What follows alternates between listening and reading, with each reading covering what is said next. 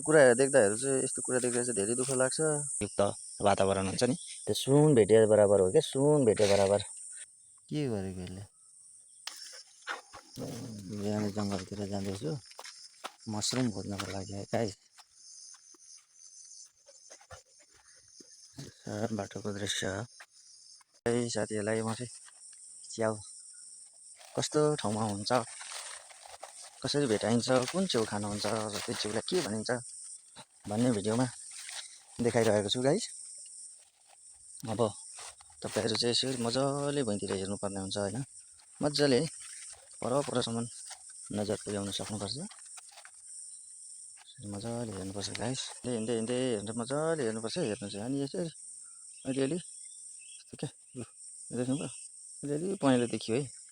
अलिअलि पहेँलो देखेपछि चाहिँ त्यहाँ च्याउ हो भन्ने बुझ्नुपर्छ। कुन च्याउ भन्दाखेरि कुखुरे च्याउ। यसलाई चाहिँ हाम्रोतिर कुखुरे च्याउ भन्छौँ गाइस। यो चाहिँ यस प्रकारको हुन्छ है। यो चाहिँ मजाले खानुहुन्छ है। यो चाहिँ मजाले फक्रिसकेको च्याउ हो है। नफक्रेको कस्तो हुन्छ म देखाउँछु ल। फक्रेको चाहिँ कलिलो चाहिँ यस्तो देखिन्छ गाइस, यस्तो हुन्छ यासा गुम्बा जस्तै है। यस्तो हुन्छ नफक्रेको कलिलो चाहिँ यस्तो हुन्छ। यो गएर फक्रेर चाहिँ पछि गएर त्यस्तै हुने हो। सेम कलर येलो नै हुन्छ है, येलो पहेँलो कलर हुन्छ बेसा जस्तै, ठ्याक्कै यही हो। अब मैले यो चाहिँ यहाँ यति अब यो पोथ्रामा लगभग यति एक मुठी जस्तो पाएँ होला। त्यसको मतलब यो सम्झिनु पऱ्यो कि यहाँ वरिपरि अरू पनि हुनसक्छ, किनभने यो चाहिँ ग्रुपमा हाम्रो कम्युनिटी हुन्छ नि मेजोरिटी जस्तै यिनीहरू पनि छेउछेउमा यहाँ देख्नुभयो यसरी फैलेको हुन्छ, फलेको हुन्छ, उम्रेको हुन्छ भनौँ न होइन। अनि अब यो यहाँ भेटिसकेपछि के सम्झिनु पर्यो भने यति कमसेकम 50 मिटर 100 मिटरको दायरामा जुन यो भूभाग छ यहाँ वरिपरि अरू पनि फलेको हुनसक्छ यो च्याउ भन्ने सम्झिनु पर्यो। यो त्यसरी फल्छ है। यो कुखुरे च्याउ चाहिँ त्यो हो। एक ठाउँ फलेपछि त्यो एरिया 100 मिटर लगभग 150 मिटरको दायरामा चाहिँ ठाउँमा पोथ्रामा पातमुनि जहाँ ओसिलो हुन्छ, जहाँ उनीहरूलाई अब उपयुक्त वातावरण हुन्छ नि त्यस ठाउँमा चाहिँ उम्रिने गर्छ है त साथीहरू। यासा गुम्बा जस्तो भेटाइँदैछ हो। कुनै ठाउँ त धेरै पनि भेटाइन्छ फेरि। ओहो, यो च्याउ चाहिँ खासियत चाहिँ यही हो क्या, एक ठाउँ फलेको ठाउँमा धेरै अरू पनि फलेको हुन्छ छेउछेउमा वरिपरि। हेर्नु चाहिँ पर्छ गाइस है, हेर्नुपर्छ। यस्तो हुन्छ देखिनु चाहिँ हो। यो चाहिँ खाँदा हुन्छ। यसलाई चाहिँ कुखुरे च्याउ भन्छौँ हामीहरूतिर। तपाईँकोतिर के भन्छ होला कमेन्ट गर्नुहोस्। एकदम राम्रो च्याउ हो, मिठो हुन्छ। तपाईँले जस्तो बनाएर खान्छु भने पनि हुन्छ है। बजारको च्याउभन्दा टेस्टी हुन्छ क्या यो। यहाँ पनि छ हो, सिधा यसरी हो गाइस। यसरी परबाट हेरेर देख्नु सक्नुपर्छ। यसरी पातलै छोपेको हुन्छ, अलिकति त देखिन्छ त्यसकै भरमा। यसरी कत्रो फुलेछ यो त, हेर्नु त गाइस देखियो। यसरी च्याउ ओके।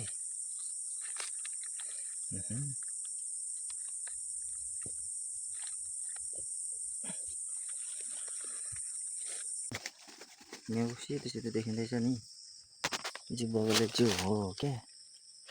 हेर्नु त यसरी खोज्नुपर्छ च्याउ। सानो के गर्नु टिपौँ है साथी हो।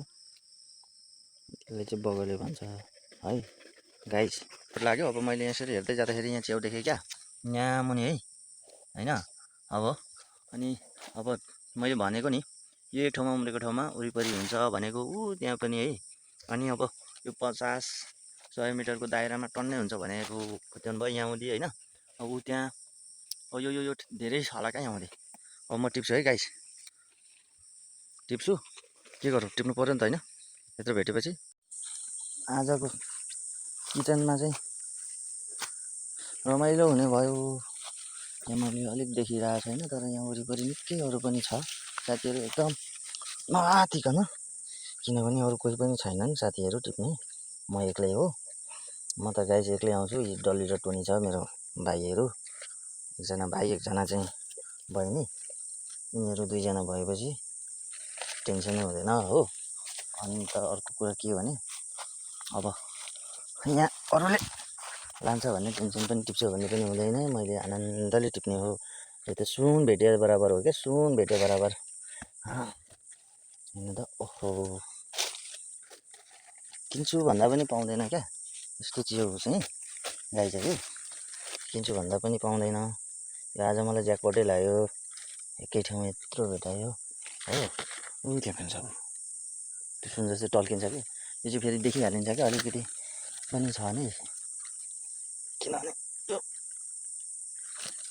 पुरै गोल्डनमा हुन्छ नि त, सुन जस्तै टिलिक टिलिक टल्किन्छ क्या गाइस। यहाँ अलिकति काँडा रहेछ अप्ठ्यारो ठाउँमा।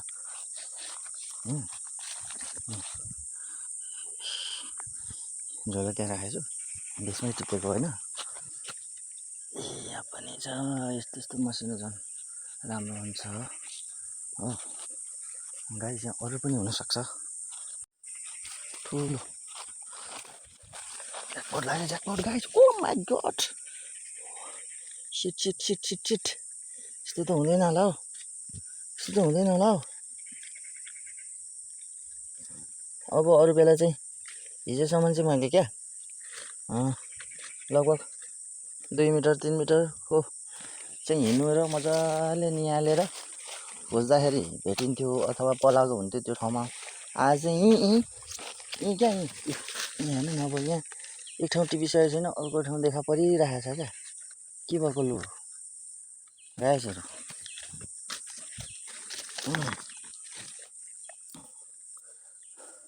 गाइस यो च्याउ चाहिँ अब मजाले खाँदा हुन्छ, खाँदा मात्र हुन्छ होइन। यो च्याउले चाहिँ यो चाहिँ एकदम तपाईँहरूको शरीरको लागि, हाम्रो शरीरको लागि एकदम आवश्यक कुरो हो। यसमा धेरै प्रकारको भिटामिन अनि मिनरल्सहरू हुन्छ होइन, जुन चाहिँ हाम्रो शरीरलाई आवश्यक परेको हुन्छ। अनि यसमा कुनै विषादी हुँदैन, एकदम अर्ग्यानिक हो। यो च्याउ चाहिँ खाँदा एकदम मजाले खाँदा हुन्छ। सुन जस्तै टलक टलक टल्किँदो रहेछ, फेरि फोनले देख्दा नि। तर यो छ पनि त्यस्तै क्या, परैबाट अलिकति पातलिन पनि देख्यो भने, पातलिन छ भने पनि देखिहाल्छ क्या। यो चाहिँ थाहा भइहाल्छ, किनभने त्यो पहेँलो टिलिक्क टल्किन्छ क्या होइन। ज्याकपट लाग्यो है, ज्याकपट त्यस्तै छ। यस्तो हुन्छ गाइस। अब यहाँ वरिपरि अरू पनि हुनसक्छ, मजाले हेर्नु पर्यो होइन त। यस्तै छ गाइस। अब यो सिजनमा चाहिँ विशेष गरी यो बर्खायामको वैशाख जेठ असारको सिजनमा पानी पर्छ र जङ्गलभरि यस्तो विभिन्न प्रकारको च्याउ हुन्छन्। अब धेरै छन्। अब मैले भ्याएसम्म म तपाईँहरूलाई मेरो यो भिडियोको मार्फत देखाउने गर्छु। अहिले यो सिजनमा यसलाई कुखुरा च्याउ अनि दसैँ च्याउ पनि भन्छन् होइन। यो दसैँको छेउछाउमा पनि फेरि उम्रिन्छ है, यो सिजन उम्रिन्छ। दसैँ च्याउ पनि भन्ने गर्छ, अरू च्याउ पनि उम्रिन्छ। म तपाईँहरूलाई भिडियो सकेसम्म यो मसरुम हन्टिङ खोजेको भिडियोहरूमा म च्याउहरू तपाईँलाई च्याउहरूको बारेमा र च्याउहरू देखाउँछु।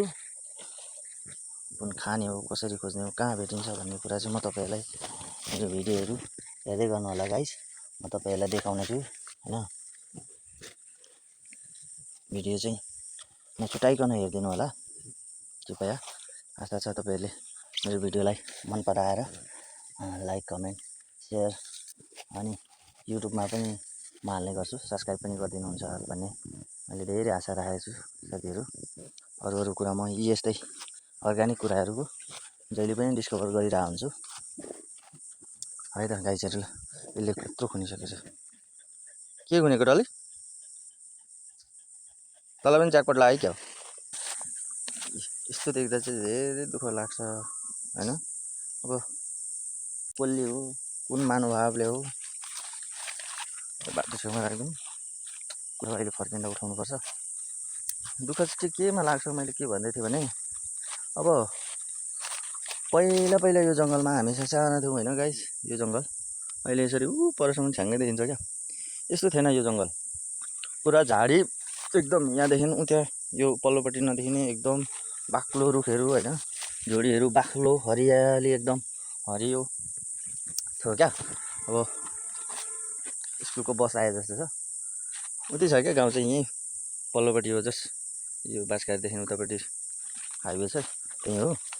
अनि स्कुलको बस अहिले कराउँदैछ। मैले कहाँ भयो के कुरा गर्दै थिएँ भने, पहिला चाहिँ यो जङ्गल एकदम ठुलो थियो, बाक्लो घना थियो।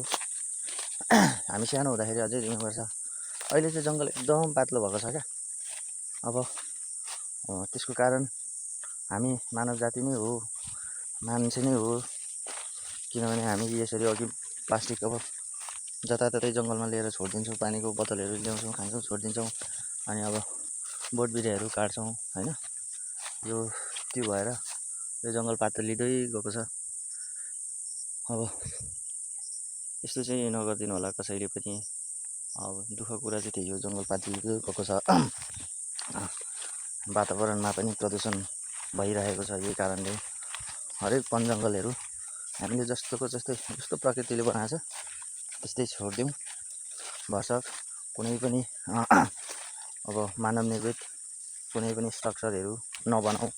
अब यो प्लास्टिकहरू छ नि, यो प्लास्टिकहरू त अब 100 वर्षमा पनि कुहिँदैन। अब यसलाई नष्ट गर्ने चिजै छैन। यसलाई रियुज गर्न सकिन्छ होइन, तर यसलाई पुरै नष्ट गर्न सकिँदैन। अनि यसरी वन जङ्गलमा लिएर फ्यालिदिँदा त्यसले कति ठाउँ कभर गर्छ।